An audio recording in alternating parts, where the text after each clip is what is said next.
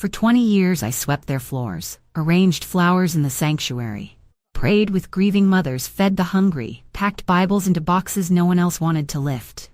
Every Sunday I walked in quiet. Same coat, same Bible, same pew, third row from the front left side. It didn't have my name on it, but it knew me. That seat had held my tears, my hallelujahs, my tired bones after funeral dinners and prayer vigils that went too long. But last Sunday, I walked in just like I always had. Only this time a woman in pearls was sitting there. She didn't even look unsure. She looked comfortable, like she belonged. When I paused, she smiled sweetly and leaned over.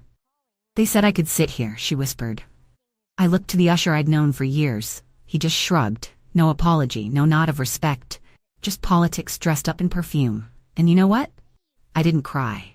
I didn't raise my voice. I didn't ask for my seat back. I just stood there for a moment. Took one long breath. And then I turned around. Walked out the back door. Quietly, like I'd always come in. I didn't make a scene. I just made a decision. Now if you're still here with me, thank you, truly. It means more than I can say. Before I go any further, I'd love to know, where are you watching from? Are you in your kitchen? Sitting in the car waiting on someone?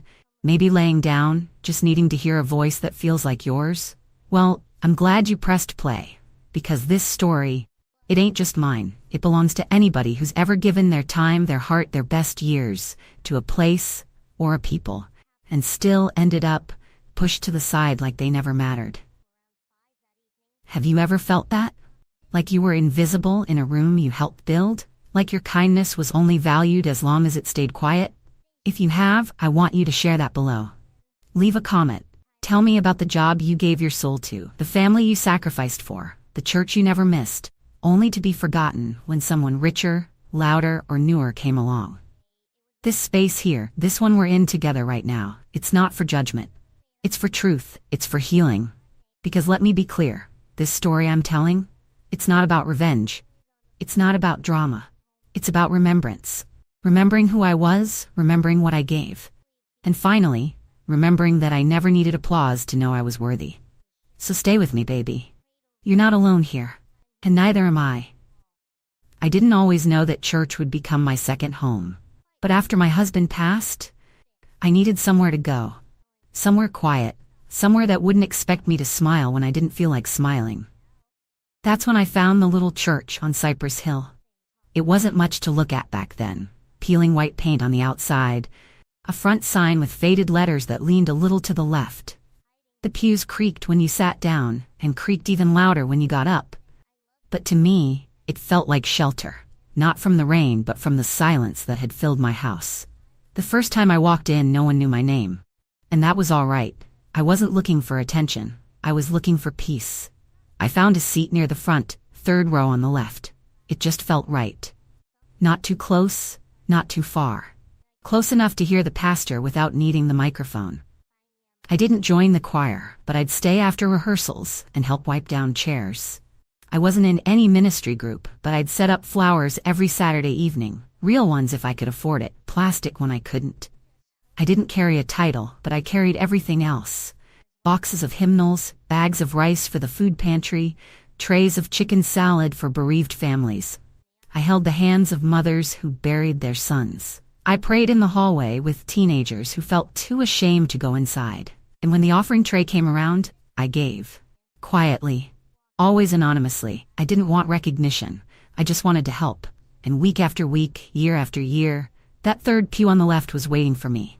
It didn't have my name carved into it, but it knew my weight. It knew my quiet grief. It held the parts of me that had nowhere else to rest. That little church watched me grow older. It watched me go from freshly grieving widow to someone who could smile again. Not because life got easier, but because that place gave me a reason to keep waking up on Sunday mornings. But even sacred places can change. Even pews that remember you can forget. And that's where the story starts to shift. For a long time, nothing changed. The church stayed small, the potlucks were simple, and the only microphone we had sometimes gave out halfway through the sermon. But we were family. Then one year, the old pastor retired. A younger one came in, fresh out of seminary, full of energy, full of ideas. And at first, I was hopeful. New life, new vision. We all clapped when he arrived. But it didn't take long before things started shifting. Not all at once, just little things, small enough that you almost missed them. First came the big screen TVs, one on each side of the altar. Said it was for better engagement. Next came the new branded offering envelopes, blue and gold, with our church logo in shiny foil. Then the sermons started sounding more like presentations. Less about grace, more about growth. The messages felt rehearsed. And the altar? It turned into more of a stage. The choir had to audition now. No more showing up and blending your voice with the others. And suddenly, if your name wasn't on the monthly donor list, it felt like your presence didn't count as much. One Sunday, they gave a round of applause for a man who donated $10,000 to the building fund. They clapped. Loud. People stood up. He hadn't even been a member for more than 3 months. Meanwhile, Sister Ethel had been cooking in that church kitchen for 30 years and never once heard her name from the pulpit. I stayed quiet, kept bringing flowers, kept tithing. It wasn't my style, but I believed in the mission. Or at least, I thought I did. Because I told myself that the message was still what mattered. That Jesus was the same, even if the walls were shinier and the bulletins came with QR codes now. But deep down, I started to feel the shift. Not just in the church, but in me. Like something was slowly backing me out of the room I helped fill. Still, I stayed. Because when you've built something with your hands, it's not easy to just walk away. Even when it starts to forget who helped build it. It was a Sunday like any other, the kind where I woke up early, made my tea, and laid out the same navy blue coat I always wore to service. That coat had been with me for years. It still held the scent of rose oil and old wood polish from the church benches. I picked up my Bible, the same one with the worn-out spine and the notes in the margins, and headed out the door like I had done for 2 decades. The parking lot was fuller than usual. I remember thinking maybe it was homecoming Sunday and no one told me. But I smiled anyway. It always warmed my heart to see the sanctuary filled. I walked in and nodded at the greeters. One of them looked away a little too fast, didn't think much of it at the time. But something already felt off. As I got to the aisle, my aisle, I saw her. A woman I'd never seen before. Tall, polished, sitting comfortably in my seat like she had always belonged there. She had on a pearl necklace, fresh curls, and a smile that didn't quite reach her eyes. She looked up at me when I stopped. And without blinking, she leaned slightly toward me and said, "They told me I could sit here." I turned to the usher, a young man I had prayed with when his mother was in the hospital just 2 years back. He didn't meet my eyes, just shrugged and mumbled, "That row's reserved today." No apology, no offer to help me find another seat, no kindness in his voice, just dismissal. Like I didn't matter, like I was in the way.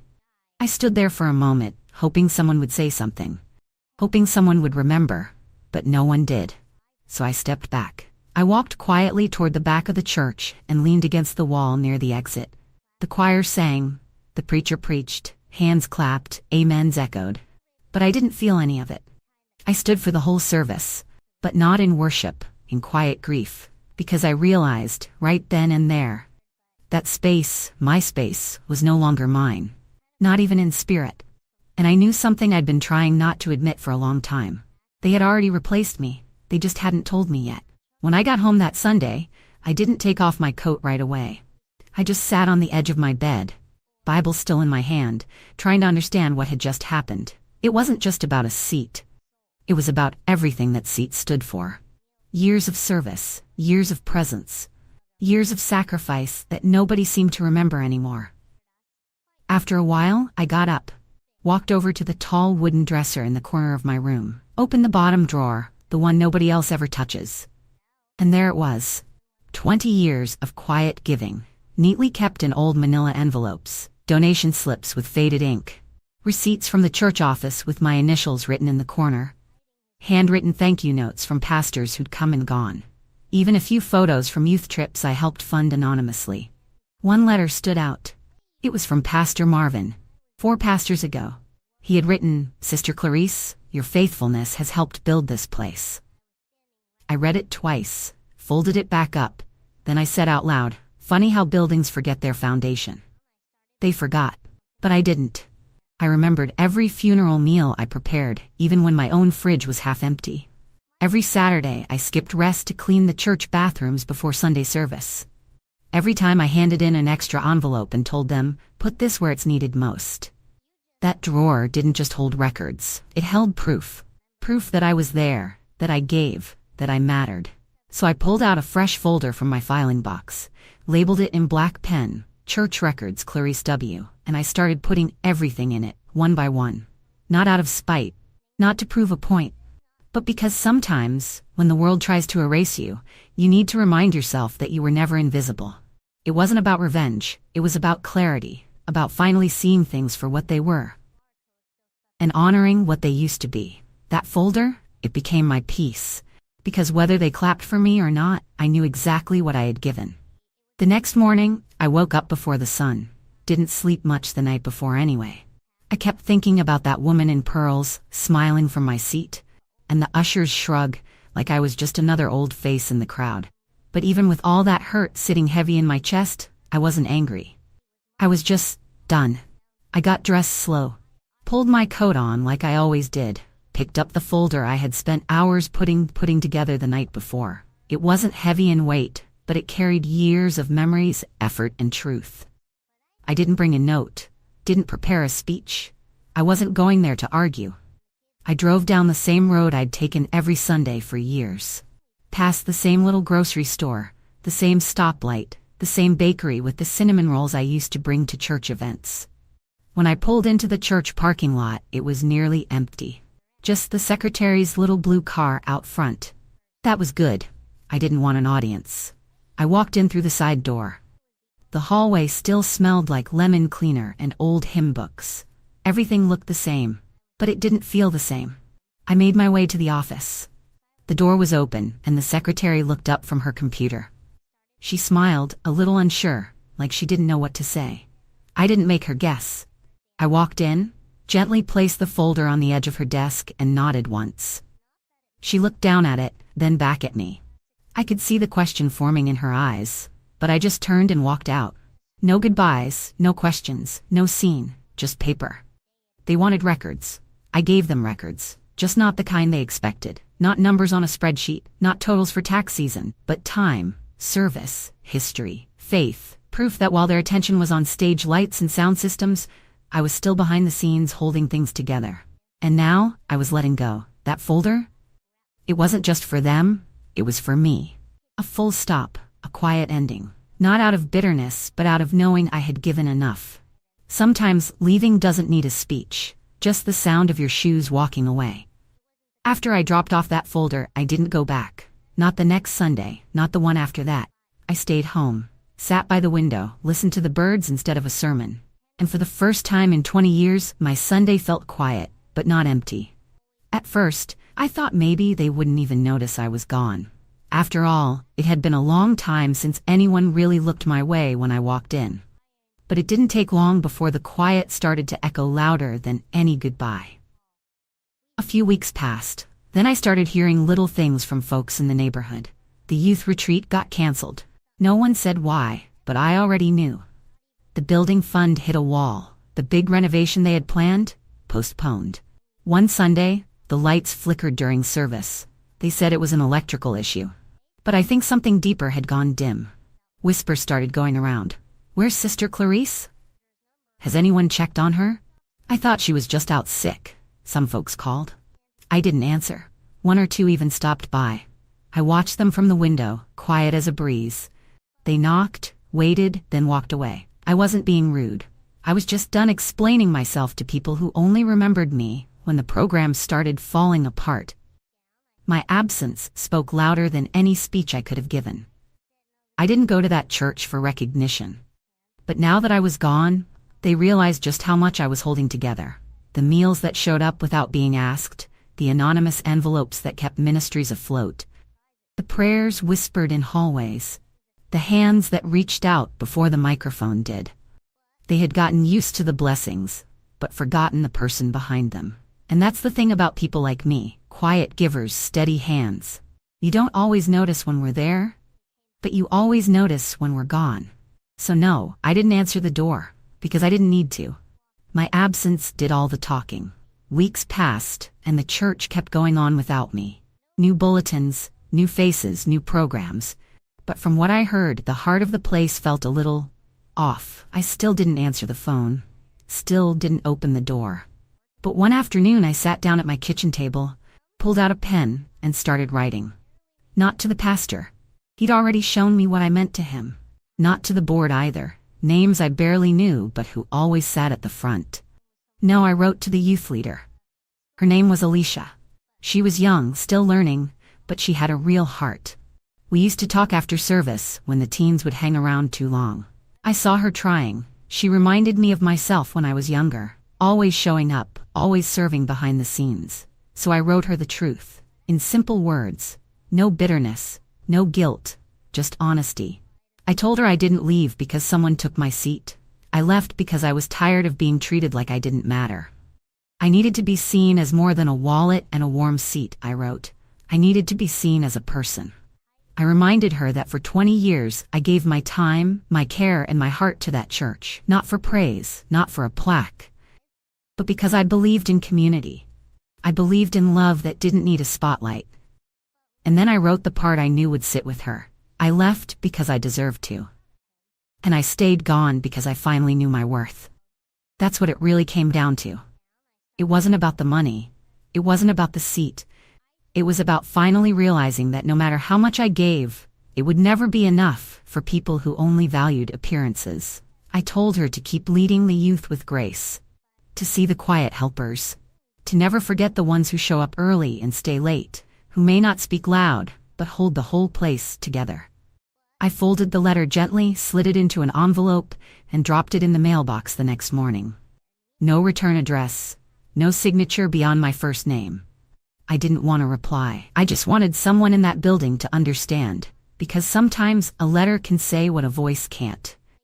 And I had finally found mine. After I mailed that letter, I didn't rush to find another church. I needed time, to breathe, to heal, to remind myself that my faith wasn't tied to a building or a title. It was just me and God again, like it had been in the very beginning. But one Sunday morning, a neighbor stopped me by the mailbox. She said, "Miss Clarice, have you ever visited that little church on Maple and 6th? I hadn't. Didn't even know it was there. She said it was small. No choir robes, no big screens, no loud announcements, just folding chairs, open Bibles, and people who meant what they said. I waited another few weeks. Then one Sunday, I put on a simple dress and drove across town. The moment I walked in, I knew it was different. There were no greeters with plastic smiles, no VIP sections, just warmth. The kind you feel in your chest before anyone even says hello. The carpet was old and a little faded. The chairs didn't match. The music came from a worn-out piano and a few voices off-key. But you know what? It was beautiful. An older woman waved me over and said, "You're welcome to sit wherever you feel most comfortable." No pointing.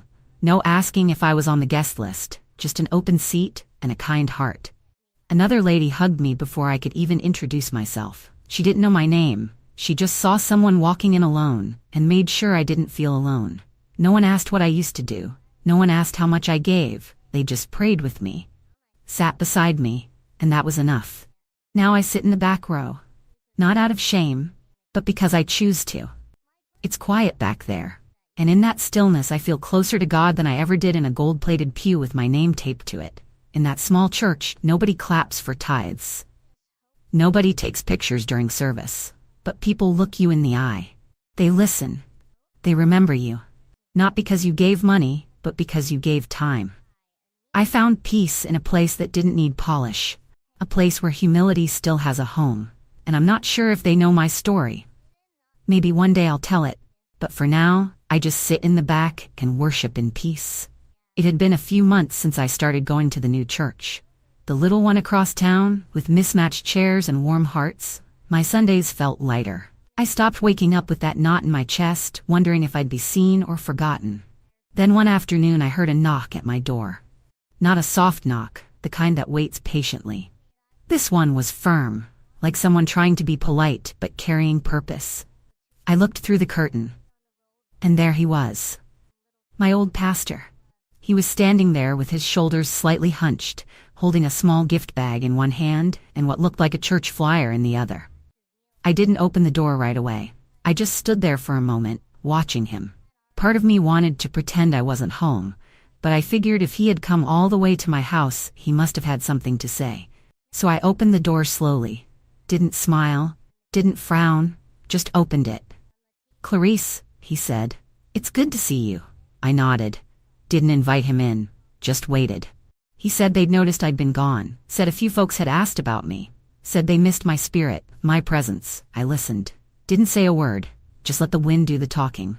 Then he said something that told me why he was really there. He looked me in the eye and said, "We could use your help again." That was the moment my heart went still. Not from sadness, but from clarity. I looked at him, long and steady, and said, "I already gave what I had. You just spent it without saying thank you." His eyes dropped. He wasn't expecting that. Maybe he thought I'd be happy to be remembered. Maybe he thought I'd jump at the chance to be needed again. But I wasn't the same woman who used to sweep floors without acknowledgement. I wasn't the same person who waited for someone to see me. He cleared his throat and said, "Well, if you ever want to come back." I nodded once, then gently closed the door. I didn't slam it, didn't raise my voice, didn't carry bitterness. Just a quiet goodbye. The kind I wish they'd offered me when they let someone else take my place. Because the truth is, he didn't come for me. He came for what I gave. My hands, my time, my heart, but not my name, not my worth. And that was the part they never understood. Since that visit, no one else from the old church has come by, and I haven't expected them to. That chapter closed softly, no loud ending, just a page turned with steady hands. These days, my mornings look different. I wake up when the light comes through my curtains, not rushing to iron a dress or warm a casserole. Just me, my porch, and the sound of the day beginning. Most mornings I step out into my little garden. Nothing fancy, just a patch of earth out back with tomatoes, green beans, and a few flowers that make the butterflies stop for a visit. I hum old hymns while I water the soil.